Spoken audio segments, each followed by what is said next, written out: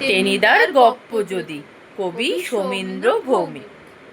গতকাল চাঁদনি রাতে বাগানের শিমুল গাছে দুই ভূত হাতছানিতে ডাকছে, আয় না কাছে।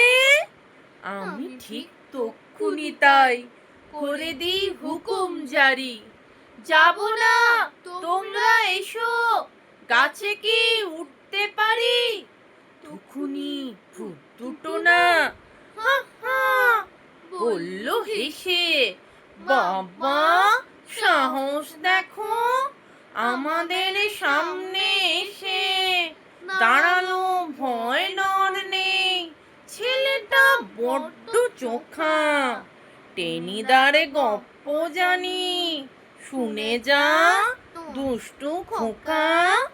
আমি আর দাঁড়াই নাকি, দুপায়ের শক্তি নিয়ে দি ছুট, পেরোই বাগান, থামি সেই পাড়ায় গিয়ে। টেনিদার গপ্প যদি রাতে কাল বলতো তালে, হাসিতেই পেট ফাটিতং, দিত কে হাসপাতালে।